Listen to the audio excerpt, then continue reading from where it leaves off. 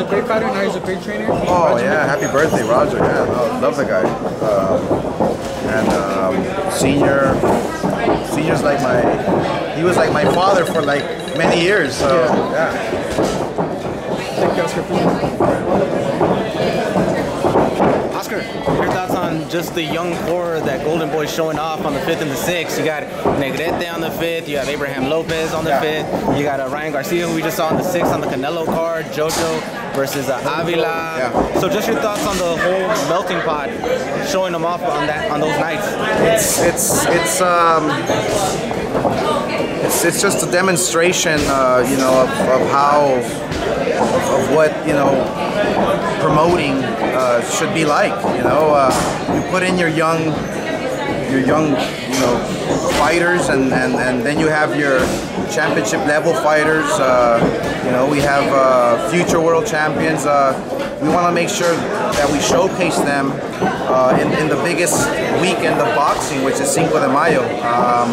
You know, that a lot of eyeballs are going to be tuning in, and you know, on ESPN and on the pay-per-view. So we want to make sure we expose them to the audience. Now, even though it is a Mexican weekend, you actually have a Cuban fighting on it. You have a Canadian. Gamboa. You have a Canadian. You have many different races and everything. Considering how the United States is where it's at right now with Donald Trump at his presidency, is this more of like just you showcasing what really makes America, just diverse people and backgrounds? Look, America's a diverse country, you know, and boxing has no nationality.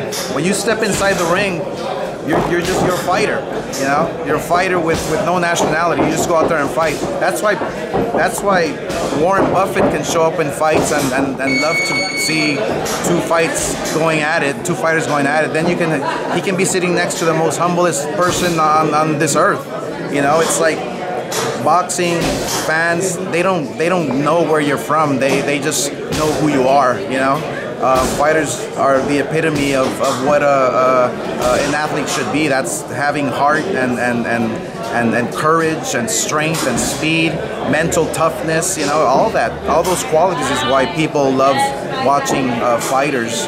And the nationality just goes out the window. I mean, it's like these guys, like CANELO and CHAVEZ, are two Mexicans, and the world's going to be watching them, you know. So, and it doesn't matter if they're Mexicans or not. They're going to be watching them because they're fighters, they're warriors. How big of a reaction have you gotten over this fight so far? Obviously, you've promoted so many big cards: Canelo Khan, Smith, every Canelo fight pretty much, Trout, Cotto. So what is the feedback that you've gotten so far as being so close to the fight being in the next week?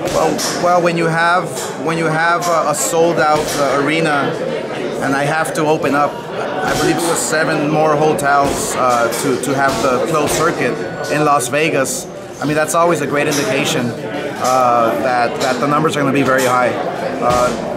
The press credentials that, you know, were submitted, I mean, it was more than 700 that you know, we had to give away, I think it was, or applied for the fight. So it's gonna be one of the biggest fights that we've promoted, and we've done many big fights. Oscar, you're one of the greatest fighters, arguably the greatest. But as a promoter, is CANELO kind of that stamp of approval that you are a great promoter as well, and one day you will be in the Hall of Fame as a promoter as well? But by now you already have those pretty cool. That's pretty interesting. My main objective is to just bring the best fights, the best action to the world. You know, as a promoter, I've learned to give the fight fans what they're clamoring for, and that's just action, good action fights. Our ESPN series is a great indication of that. The ratings are through the roof. They're very happy. The fights are great. We're extremely proud of our team. It's a team effort, obviously, and we're going to continue doing what we're doing. Obviously, CANELO is your megastar right now, but you're obviously building for the future. So who, in your mind, will carry the Golden Boy banner once CANELO is done? Yeah, when CANELO's done in 10 years. Yeah, because he is young. Still has a long time, right? Yeah. I mean, there's tons of fighters. We have tons of fighters. I mean, that can become superstars. I mean, there's a fighter we have that's just a young guy. He has 3 fights, Virgil Ortiz. He is incredible. I mean, this guy can hit like a mule and is a hard worker, humble. You know, Joel Diaz. You know, there's Ryan Garcia, who is incredible as well. Very fast. I mean, he's a good-looking kid. You know, there's a lot of things how we can market them and everything. It's like, you know, they cross over. Diego himself as well. Yeah, exactly. So I mean, there's a lot of fighters that we have that are gonna make it big, but it's up to them. It's up to them. I can't fight for you. I can't, you know, I can promote you, but I can't fight for you. So the important part about being a champion, a superstar, is you have to fight. You have to fight. You have to be charismatic. You have to be, but ultimately you have to fight. You have to know how to fight. What do you say to the press conference, the press tour for Canelo versus Chavez Jr.? You expressed that you really liked Errol Spence Jr. Man. He's fighting Phil Brook. What do you make of that fight? What is your assessment of that fight? Well, I mean, I don't understand how Errol Spence is flying overseas to fight Kell Brook. That fight should have happened. If I was his promoter, I would have fought him here in the States. I mean, first of all, he's look, Errol Spence probably is the best fighter that promotional company Has Premier Boxing. He's the best guy they have, and yet they're sending him overseas. It doesn't make sense. I mean, I would have built him here and create a superstar. You know, with Errol Spence, he's an amazing fighter. How dangerous is that? Because he's young. Like well, they can take the fight away from him. They can, you know, something can happen. When you fight overseas, something can always happen. It just happened to Rosado, actually, prime example. I heard, yes, and it's a perfect example that look, I mean, if you have a fighter like Errol Spence, you make sure you look out for his best interest. I mean, like I said, I can't fight for him, but I can definitely take care of him and promote him the right way. Yeah, I wouldn't have done that. Hey, Oscar, as a promoter, are you going to be a little nervous come the next day weigh-in with Chavez, coming in possibly 20 pounds heavier? No, I mean, I'll be nervous. I'll be nervous, concerned. I mean, right before the fight starts. I mean, as long as the first bell rings and the fight starts, I'm good. I'll be like, good. Great, good. As long as the signal doesn't fall or anything, catastrophic event, something, whatever happens. As long as they fight, I'm good. Yeah. Yeah, but I mean, nerves. I just love watching great fights. I do.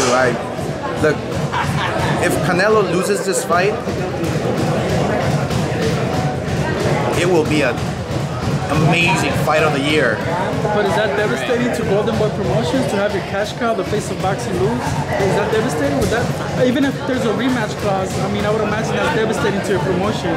I mean, it's funny how you say, I mean, that's the perception. If Canelo loses, that whatever.